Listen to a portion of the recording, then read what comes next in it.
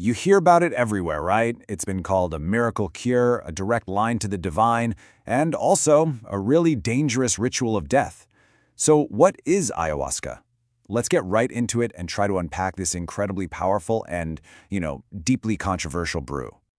All right, so at its most basic level, ayahuasca is a plant-based drink. It comes straight from the Amazon. The official term is a decoction, which really just means it's a brew, made by boiling down plants to get all the good stuff out. The two main players here are a specific vine, the Banisteriopsis caapi, and the leaves from a few other plants. But believe me, that simple description barely scratches the surface.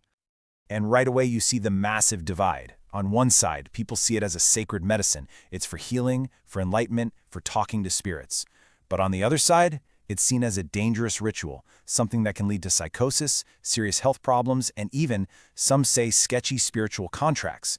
We're going to look at both of these perspectives, drawing straight from our sources.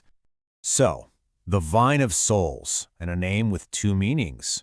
The mystery really starts with the word Ayawaska itself. It's a Quechua word, and its translation is, well, it's not straightforward at all. Okay, let's break this down. It's actually pretty fascinating. The second part, waska, that's easy. It means vine or liana. But the first part, aya, that's where things get interesting. It has two totally different meanings. One is spirit or soul. The other, corpse or dead body. So put those together and what do you get? Liana of the soul and liana of the dead. I mean, right there, baked into the name itself, you have the entire conflict. Is this the vine that connects you to your soul, or is it the vine that connects you to the dead? That one question is at the absolute heart of this whole thing. Next up, a chemical key. So how on earth does this brew actually work? How does it produce these incredibly powerful effects?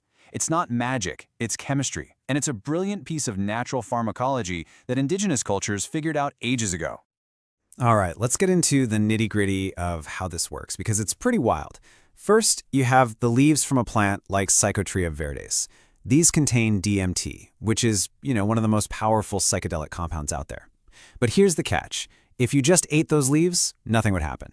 Absolutely nothing.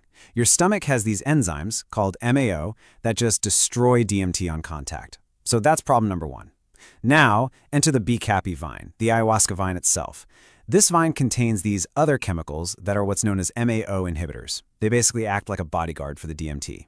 They go in, they shut down those enzymes in your stomach for a little while, and that opens up a path for the DMT to get into your bloodstream and finally make it to your brain. It's like a two-part key system, and it's absolutely brilliant. The modern pilgrimage. Why do people seek it out? I mean, with an effect this powerful, you have to wonder, why is this traditional Amazonian brew suddenly everywhere? Why are people from Silicon Valley to spiritual centers flying across the world for it? Well, the reasons are all over the map. First, you've got the indigenous traditions, right? For them, it's always been a way to communicate with spirits and learn from nature. Then there's the science. Researchers are finding it has some really strong antidepressant and anti-anxiety effects. Of course, a lot of people are just spiritual seekers, looking for personal insight. And then you have the really modern twist. Entrepreneurs, especially out in Silicon Valley, are using it to try and break through creative blocks or get over their fears. A ritual of death, the promise versus the peril. Yeah, for every incredible story of healing you hear, there's a pretty serious warning to go with it. So let's look at that promise, and then at the peril.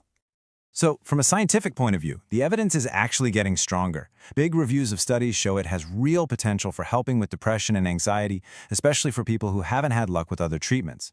The theory is that the experience lets you look at your own trauma from a totally different angle, almost like hitting a reset button on your brain's old, stuck patterns. And scientists generally agree that when it's done in a traditional, guided setting, it's pretty safe. And then, there's this. A 180-degree turn.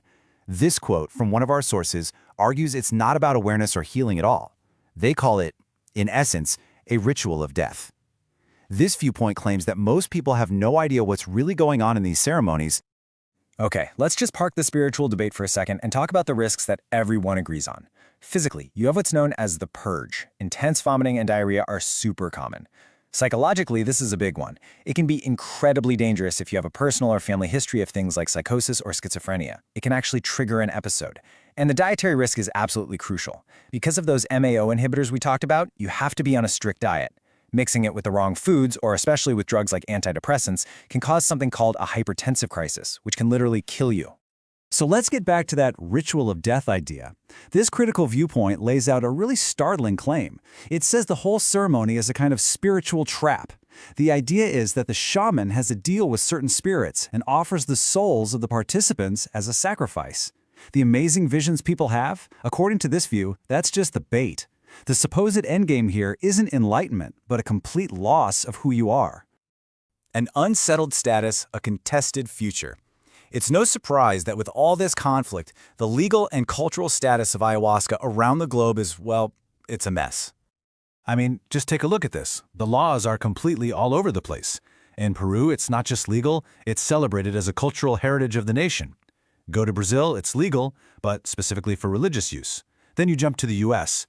In some cities like Oakland, it's been decriminalized, but nationally, the DMT in it is a Schedule I drug, which is as legal as it gets. And then in a place like Russia, it's just flat out illegal, in the most strict category possible. It's a total patchwork. And this fight isn't just about legality, it's about ownership. Get this. Back in 1986, some guy in the US was actually granted a patent on the ayahuasca vine, the vine itself. As you can imagine, indigenous groups were outraged. They called it biopiracy, basically the theft of their ancestral knowledge. They fought it in court for years, and while the patent did eventually expire, that whole battle is a big reason why Peru's government stepped in 2008 to declare ayahuasca an official part of their cultural heritage, to protect it.